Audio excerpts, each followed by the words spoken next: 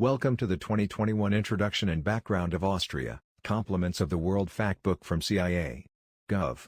English learners can improve their English listening and reading comprehension by viewing this video, reading the text, and listening to the audio. Once the center of power for the large Austro-Hungarian Empire, Austria was reduced to a small republic after its defeat in World War I. Following annexation by Nazi Germany in 1938 and subsequent occupation by the victorious Allies in 1945, Austria's status remained unclear for a decade. A state treaty signed in 1955 ended the occupation, recognized Austria's independence, and forbade unification with Germany. A constitutional law that same year declared the country's perpetual neutrality as a condition for Soviet military withdrawal. The Soviet Union's collapse in 1991 and Austria's entry into the EU in 1995 have altered the meaning of this neutrality. A prosperous, democratic country, Austria entered the EU Economic and Monetary Union in 1999.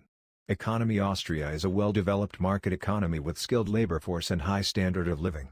It is closely tied to other EU economies, especially Germany's, but also the US, its third largest trade partner. Its economy features a large service sector, a sound industrial sector, and a small, but highly developed agricultural sector. Austrian economic growth strengthened in 2017, with a 2.9% increase in GDP. Austrian exports, accounting for around 60% of the GDP, were up 8.2% in 2017.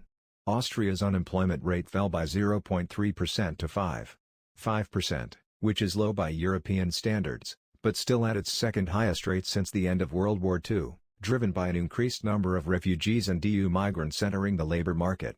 Austria's fiscal position compares favorably with other Eurozone countries. The budget deficit stood at a low 0.7% of GDP in 2017 and public debt declined again to 78.4% of GDP in 2017, after reaching a post-war high 84.6% in 2015. The Austrian government has announced it plans to balance the fiscal budget in 2019.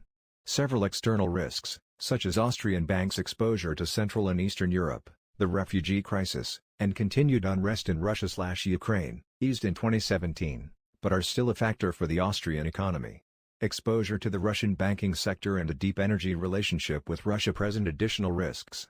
Austria elected a new pro-business government in October 2017 that campaigned on promises to reduce bureaucracy, improve public sector efficiency, reduce labor market protections, and provide positive investment incentives. Thank you for learning about Austria. What other countries do you want to learn about?